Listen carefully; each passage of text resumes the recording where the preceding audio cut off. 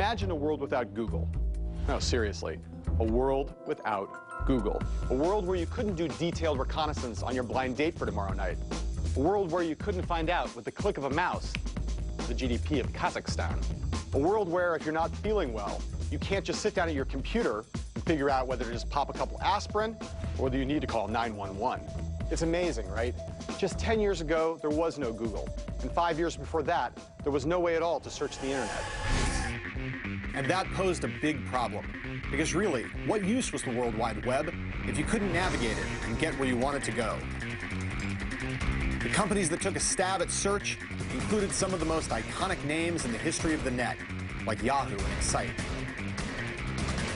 But even though the guys who started those outfits were some of the brightest young things in the annals of American business, in the end, they found themselves unable to crack the code. Then a pair of super brainy, super nerdy 20-somethings solved the search problem. I'm going to tell you how they did it and how they became multi-billionaires in the process. My name is John Heilemann, and as a journalist, I've covered the search revolution from the start. The story I'm here to tell you is about the high-tech innovations that underpin that revolution and about the enormous economic upheaval that it unleashed. It's an exciting tale full of fierce ambition and ingenuity, full of opportunities seized and opportunities missed, and secret maneuvers and meetings that have never come to light, until now, that is.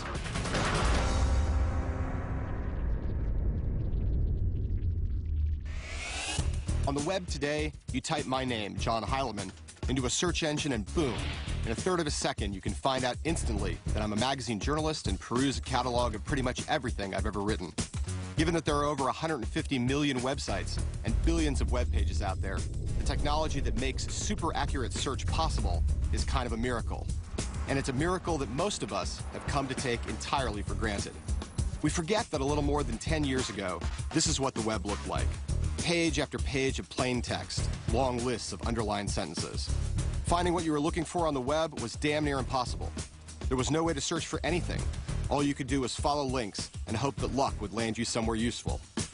To understand how we've come so far, how the web search miracle happened, we have to go back to the time before Google, to the story of the companies like Yahoo and Excite that paved the way for its existence and became its fiercest rivals, and to a little place in California that you may have heard something about. Silicon Valley, California. This 30-mile stretch is the place to be for people with a knack for inventing the future and an appetite for getting enormously rich in the process. It's the home of legendary tech names like Apple and Intel and Oracle. But the heart of Silicon Valley, the real wellspring of the high-tech industry, the source of countless great ideas, isn't any company. It's Stanford University. And it's here at Stanford where the roots of search can be found.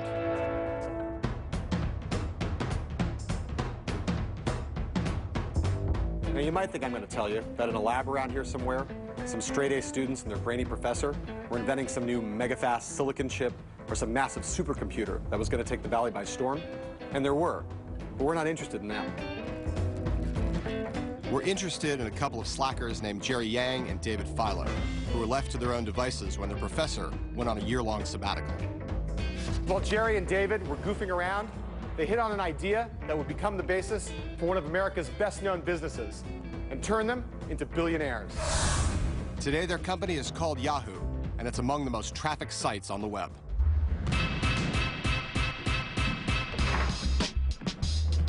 It all began when Jerry and David were trying to find a sneaky way to use the internet to win a Stanford fantasy basketball league.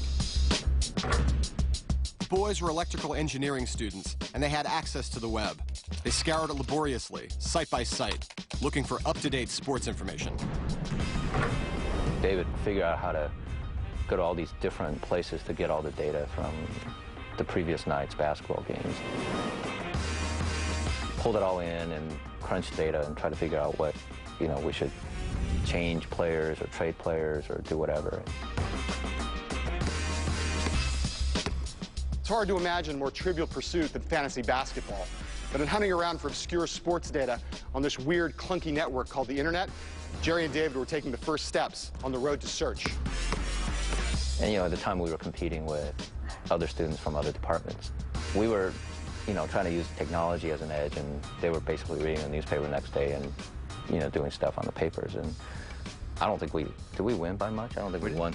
We did win, but we didn't win by much. So I'm not sure the technology helped us by all that much, but it was kind of a fun experiment.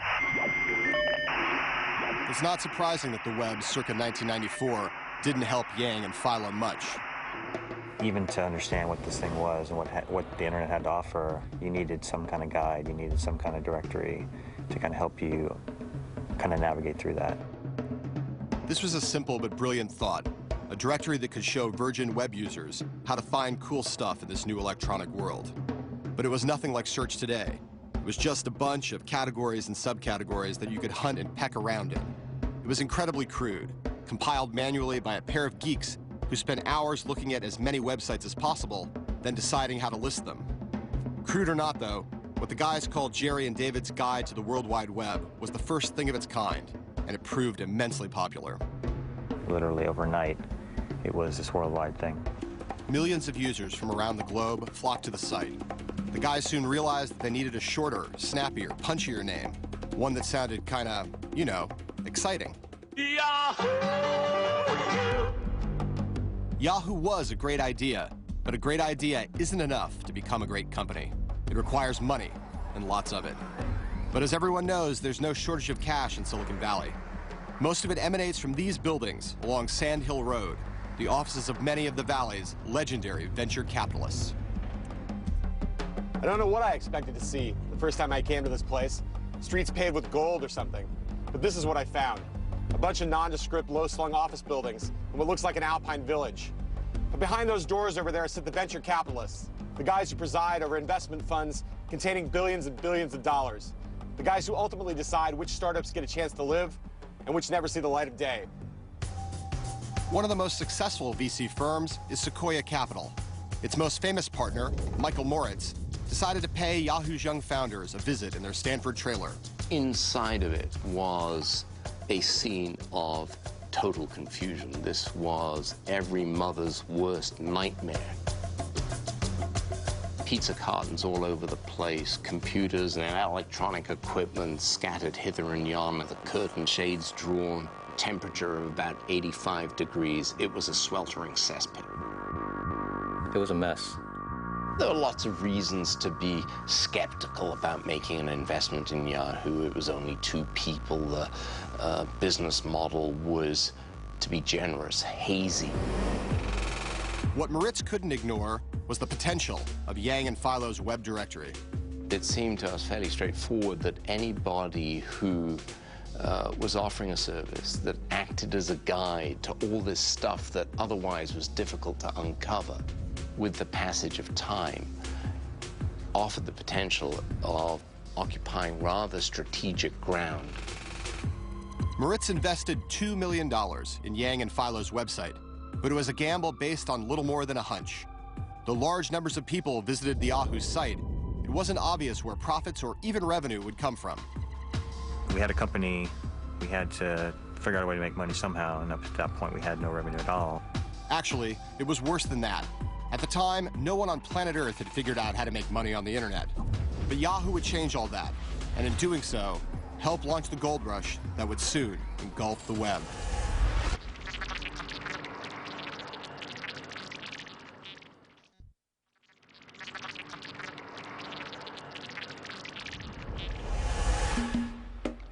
In 2007, search companies such as Yahoo and Google generated billions of dollars in revenue and profits, making them the envy of entrepreneurs everywhere. But at the dawn of the web, no one used it for business or commerce. The very idea was considered heretical, even evil, by some. I vividly remember the debates as the web tried to define its culture. In the mid-1990s, the center of the web culture wasn't in Silicon Valley. It was here in this little park on the south edge of San Francisco. Just up the street, Wired magazine and its online sister Hotwired were launched. I was working here at the time, and the arguments around the impending commercialization of the web were fierce, and they boiled down to just one word: advertising. Advertising split the early web community. On one side were venture capitalists and other financial types who figured that the internet was a new kind of medium, and media had always been supported by advertising. You know, there was 100 years of media history behind it which said if you can gather a large audience in one place, you're going to be able to sell them advertising. You did not have to have much more intelligence than that housed between the ears of a newt to be able to figure that out. On the other side were the internet utopians, people who saw the web as a place that promised freedom. It wasn't a commercial environment. These weren't businesses. This was just a bunch of university students, research folks that were experimenting with this new thing. But Yang and Philo had taken venture capital. They were in the game to build a business. They had to find a way for Yahoo to make money. Anyway. Jerry and David were very concerned about the ramifications and repercussions of putting advertising up on their website for fear that this was bad for their users, and the users would rebel. For the Yahoo founders, this posed a serious dilemma. Taking advertising risked alienating their loyal users. But there weren't really any other viable options. What else could they do? So to us at that point, advertising seemed like the best choice. But we certainly were concerned about it. It was really hard. It was really hard. We had no idea, how will this be perceived? Will there be a backlash? Will this launch a lot of, cynicism about what commercial interests are going to do to this kind of utopian information environment? Late in 1995, Yahoo began taking banner ads, then held their breath and crossed their fingers. With some trepidation that when we put up our first advertising, there was definitely sort of, oh my gosh, is this going to work? The agonizing turned out to have been in vain. Yahoo's users just kept on multiplying. And more users meant more advertisers paying more money to put their banner ads in front of the growing number of eyeballs. For the first time, Yahoo had shown it was possible to make money on the web. It was a crucial moment in the story, and it meant one thing: the web boom had begun. It was almost like a starting gun went off in the race. By 1996, Yahoo faced an assortment of challengers that were gaining ground on it: InfoSeek, AltaVista, Lycos. But Yahoo's most formidable rival was a company called Excite. Superficially, Excite seemed an awful lot like Yahoo. It was another search startup founded by another bunch of burrito-eating Stanford kids, substituting a ratty suburban house for a ratty on-campus trailer. But the technology that Excite developed was considerably more sophisticated than that developed by Yahoo. Rather than a list of sites compiled and sorted into categories by human beings, Excite was pure software. When you typed in your query, the service would crawl the web, finding pages that contained the term you'd entered. It was, that is, a rudimentary version of what we think of as search today. When we launched, we were 17th place in a 17-horse race.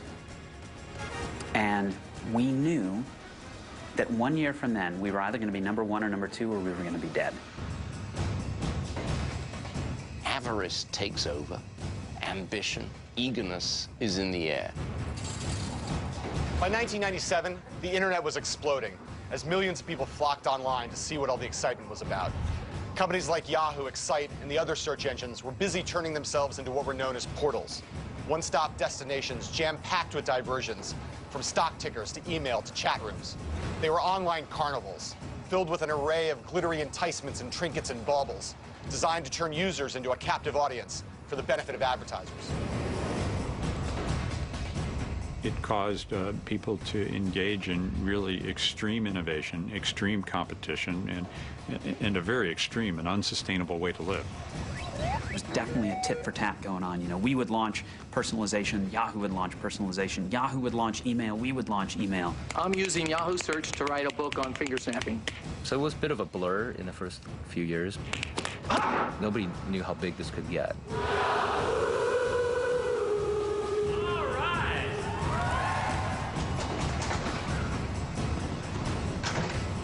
But although the search companies were having great success, they were also turning into something quite different from what they started out to be. By focusing on the flashy, they'd lost sight of what it was that brought users to them in the first place: the need to find things on the ever-expanding web. In other words, the search engine companies stopped caring about search.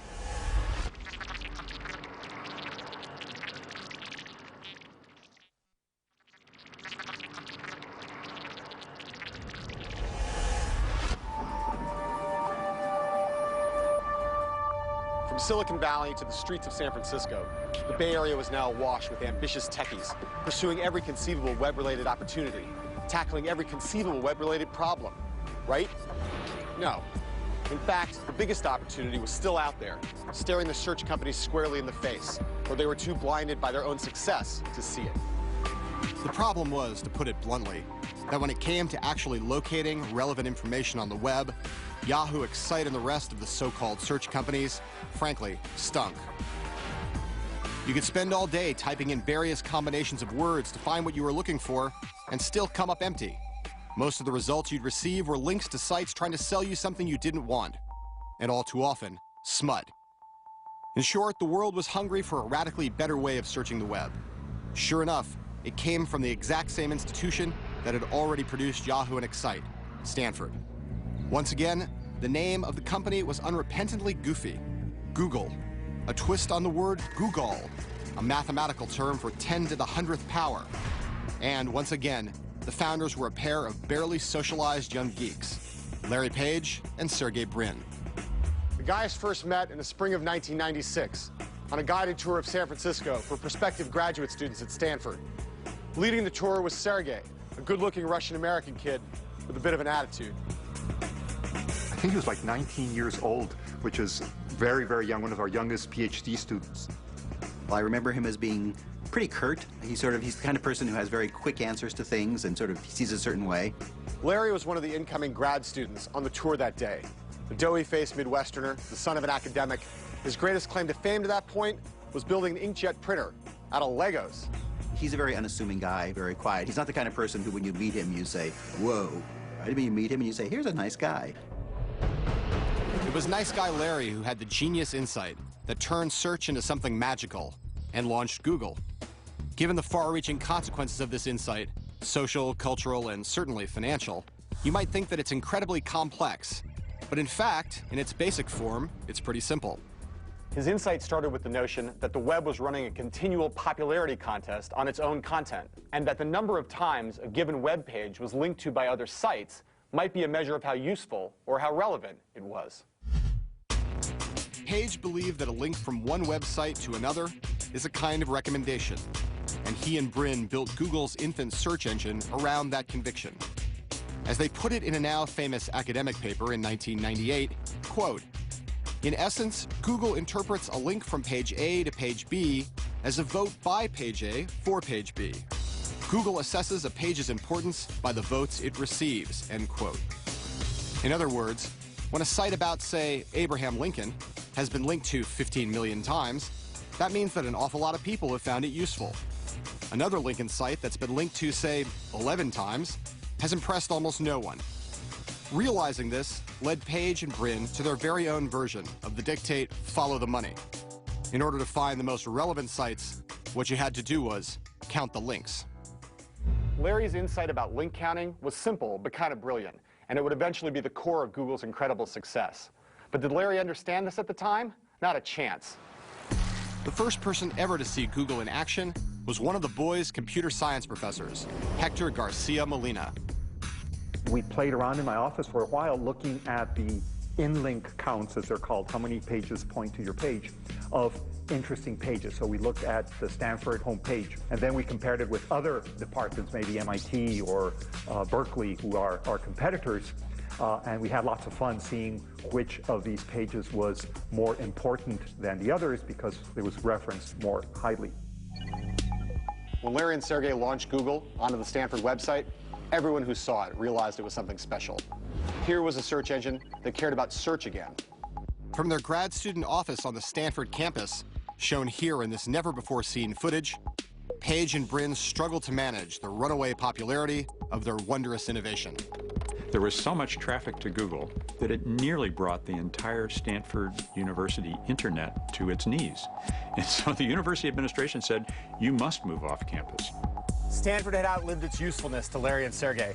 It was time for them to head off campus and into Silicon Valley proper, to look for some cash, to turn their bright idea into an honest-to-goodness company. In doing so, they'd be joining thousands of would-be entrepreneurs seeking fame and fortune in the dot-com era of Silicon Valley, which meant that the odds were clearly stacked against them.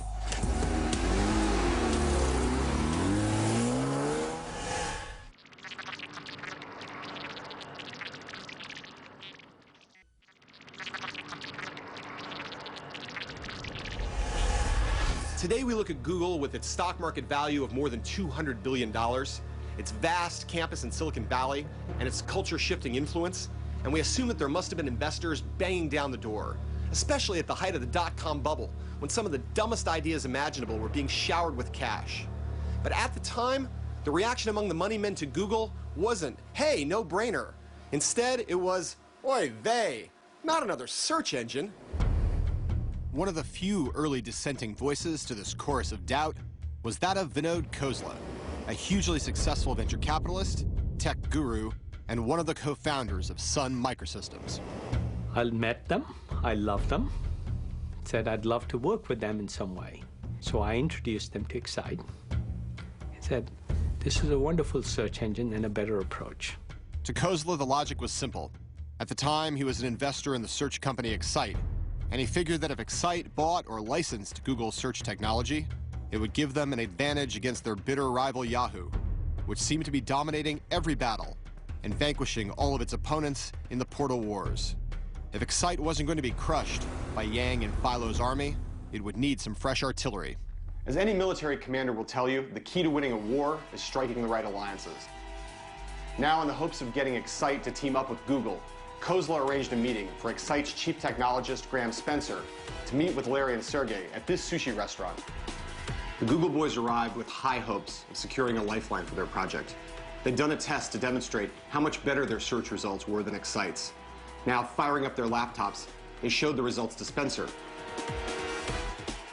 Spencer went back and told Excite's CEO, George Bell, about Google's technology, and so did Khosla. And there was a lot of resistance. And they'd always come back with a fairly rigid view that search was generic, we can do this, we are almost as good, it doesn't matter. And it wasn't the issue of price, because Google was very cheap then.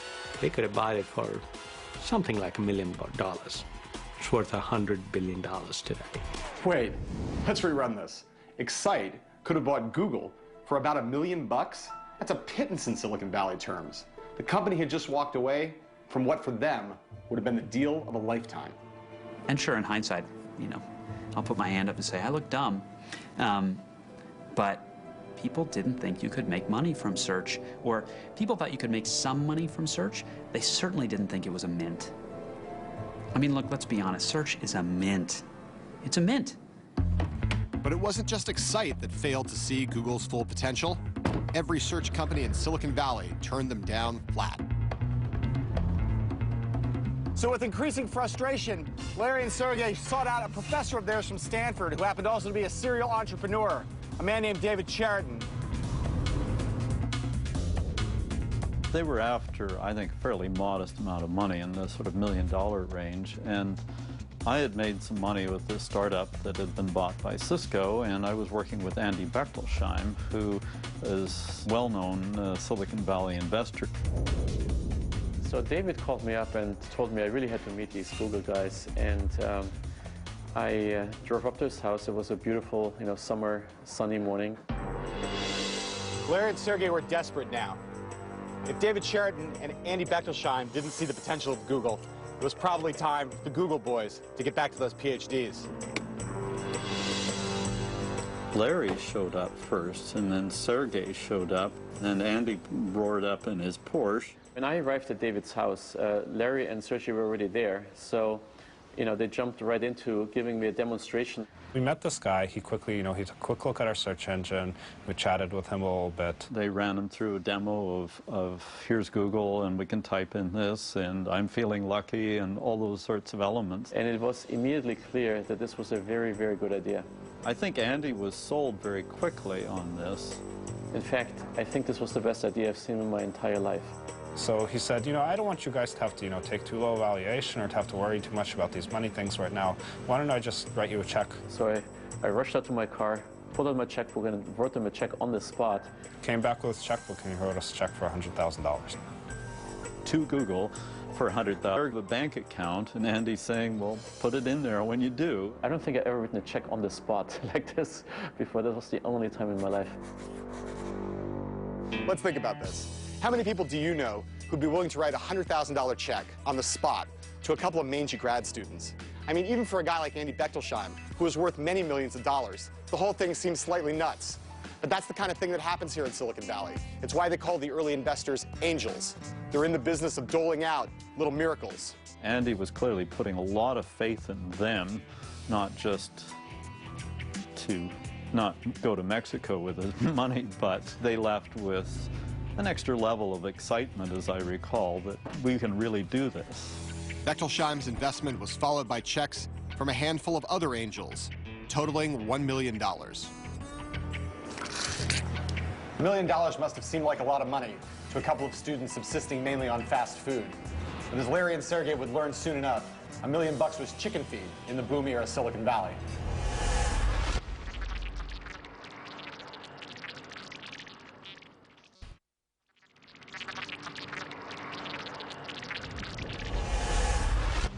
This skinny Clark Kentish figure is L. John Doerr, arguably Silicon Valley's most famous and successful venture capitalist. Having bankrolled Sun, Compaq, Netscape, and Amazon.com, he's officially the man with the Midas touch. And so it was probably inevitable that Page and Brin would eventually wind up on Doerr's doorstep. They were so convinced that search was so big, so important, was going to grow so much, that I asked, so how big? And Larry Page, completely serious, said, well, 10 billion in revenue.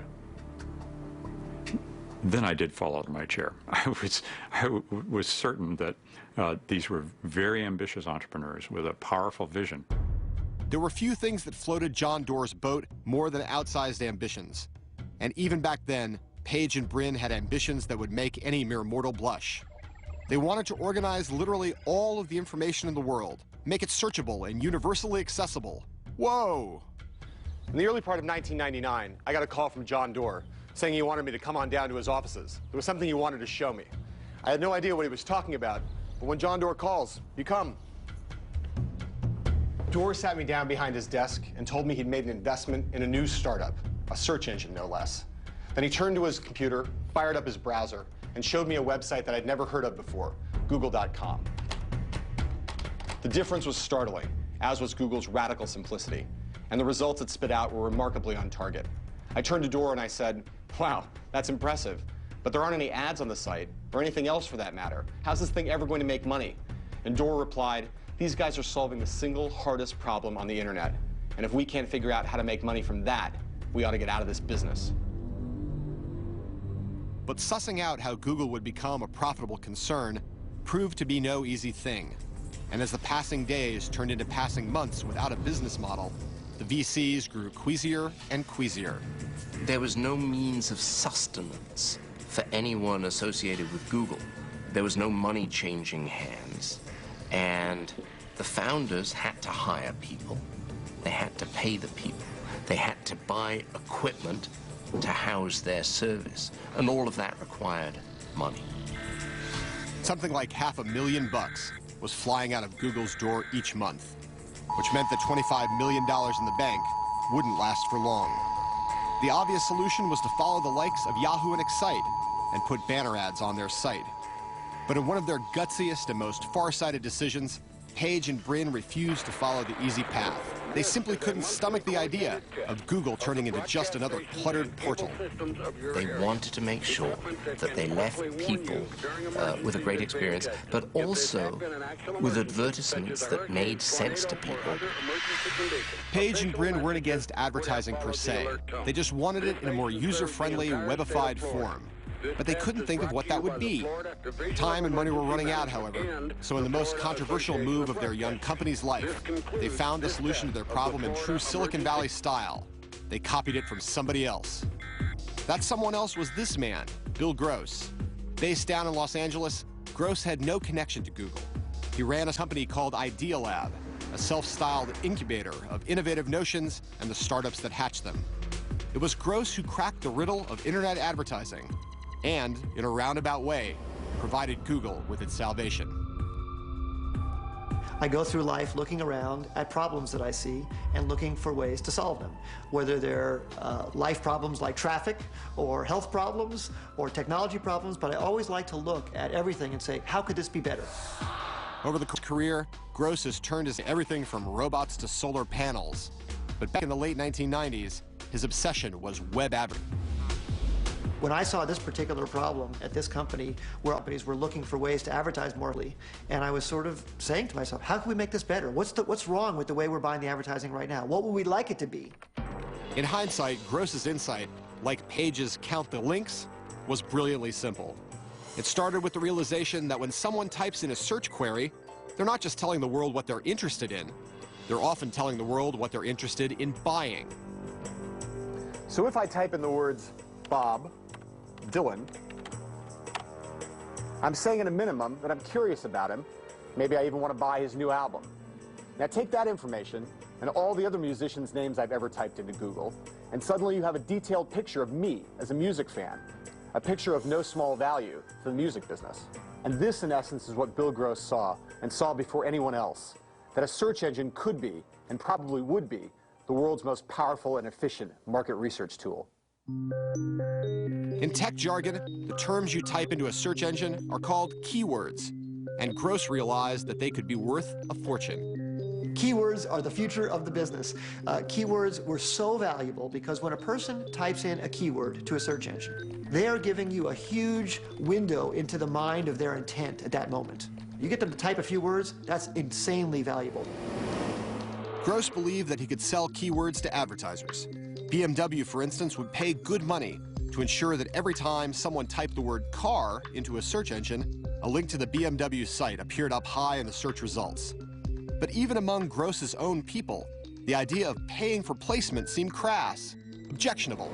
And that was very distasteful to some people in this meeting. There were some people who were rolling their eyes at the idea. They're saying, no way you could get away with that. I said, come on, it's just like the Yellow Pages. Think about that. Think how useful Yellow Pages are. And I left the meeting and I ran back to my office and I grabbed the Yellow Pages. I brought it back in, I plopped it down, I opened it up. I said, look at this. Look how useful this is. You look for something in here, these are paid ads. And this is what the customer wants when they're searching for a plumber. Why wouldn't we do that in a search engine? Why wouldn't that be helpful? It turned out to be the big idea that search could be like Yellow Pages.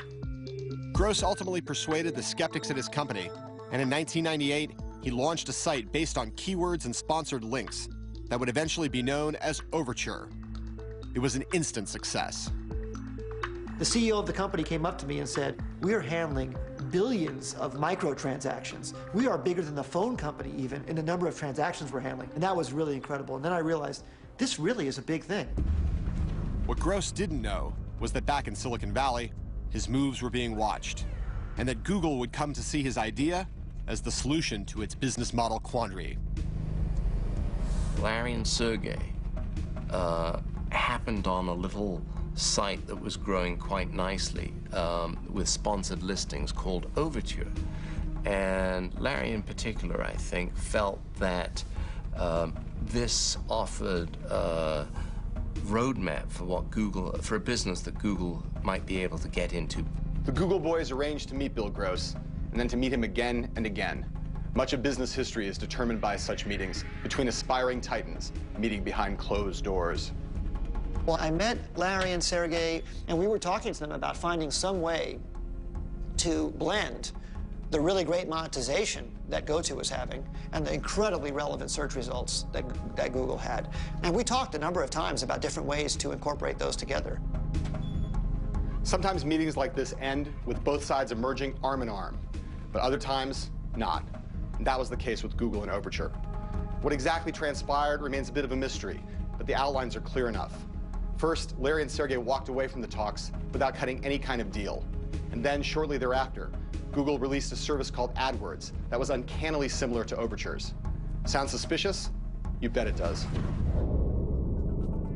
Gross sued Google over that similarity and the appropriation it suggested, but ultimately the two sides settled out of court. And one thing's sure, the settlement included enough money in Google stock to keep Bill Gross extremely happy. We thought it would add value. We never thought it could have this kind of impact and reach and really make for such a valuable economic model online, but we're so thrilled that it has. Google would tweak Gross's original idea in important ways. Most crucially, it would separate the ads from the so-called organic search results. Take a look at the Google page that we're all so familiar with by now. Here's the white box where you type in your query. Here are the untainted results generated by the Google relevance algorithm. And then here at the top and to the right are the ads, the blue-colored sponsored links that companies have paid for. And it's from these that Google has derived billions in profits over the past few years. It was clear that it was a better user experience than arriving at a website that looked as if it was 42nd Street or Times Square at 2 o'clock in the morning. And they thought that would be better for advertisers as well, because it would bring advertisers more business. And that was a wonderful, shrewd, stunning, incredible insight at the beginning of 2000. What Google had done wasn't merely to chart a path towards its own commercial success. It had laid the foundations for the astronomical takeoff of internet advertising writ large. Suddenly, with AdWords and similar services from Microsoft and Yahoo, anyone who wanted to hawk their goods online, from Toyota and Citibank to a shepherd in the Ural Mountains peddling goatskin rugs, had at their disposal a measurably effective means of reaching a global marketplace. What we now understand is the internet economy was being born, with Google as its most essential player.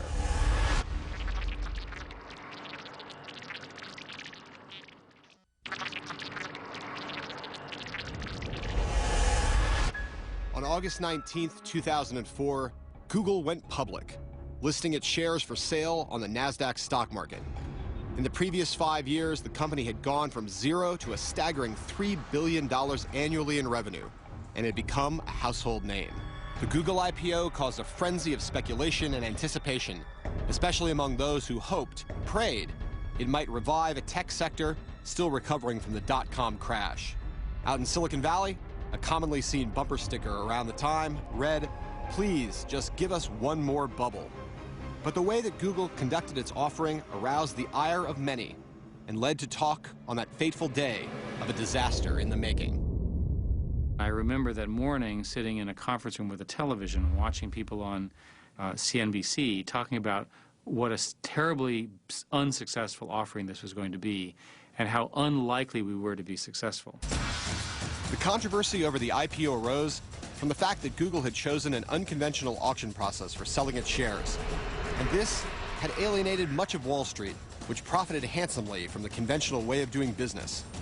Google's roadshow to drum up interest in the IPO in the financial community earned terrible reviews. The company's executives came across as arrogant and unforthcoming. The Google IPO was quite the talk of financial media, and there were many powerful forces on Wall Street who believed this was not the way they wanted public offerings to be done. The great and the good of Wall Street were in that conference room in the NASDAQ tower in Times Square. So were John Doerr, Eric Schmidt, Larry Page, and me. The tension was thick, and the only thing that cut it was when Larry planted his soon-to-be billion-dollar butt in a plate full of creme fraiche. It's surreal. There's this enormous wall of pixels and graphics, and you have some sense that here's the whole world's economy sweeping across your eyes. And then up onto the stage go Larry and Eric. And there was a great deal of anticipation about the market opening.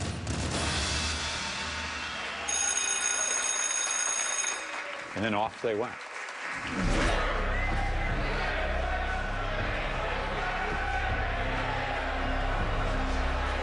Of course, at noon, the trading turned on, and the first trade was at $100, $15 higher than the previous day's price, and it never went below that. In the end, despite all the Sturm und Drang, the Google IPO was a success by the measure that matters most. Anyone who bought shares that day and is still lucky or smart enough to have them has made a whopping bundle. 3 years after the offering, Google was valued more highly than FedEx, McDonald's, Coke, Intel, IBM, or Walmart. Shares that traded at $100 had soared to nearly $700.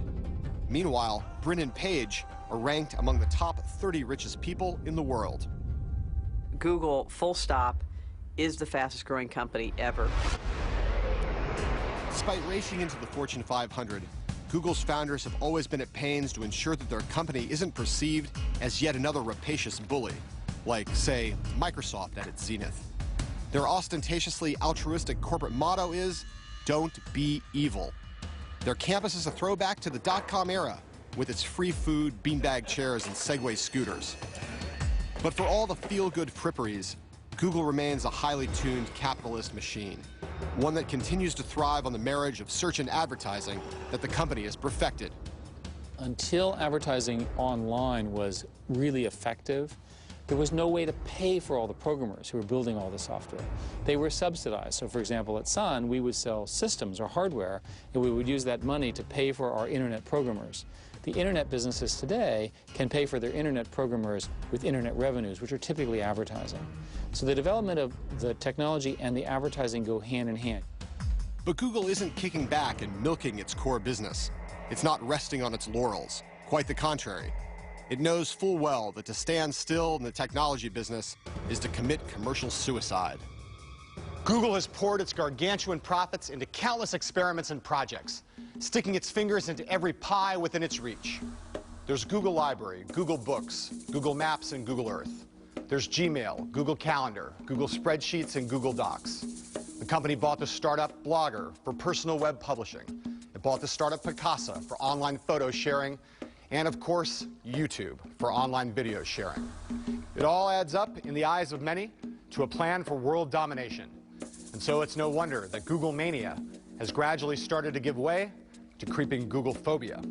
Where the sense of Google phobia may be most acute is among privacy crusaders, who worry about how much information about all of us is stored in Google's databases. But it's not just civil libertarians. Even Page and Brin's original mentors have their worries. People are going to feel that there really is a danger in having too much information stored about everything they've done, everything they've searched for. And we're going to see more and more about that. For others, Google's metastasizing dominance and ravenous expansion is a call to arms. Although Excite is long dead, Yahoo has ramped up its search and advertising offerings. And also making its mission to take down Google is Microsoft, a company well known for never giving up, for coming late to the party, but always being the last man standing.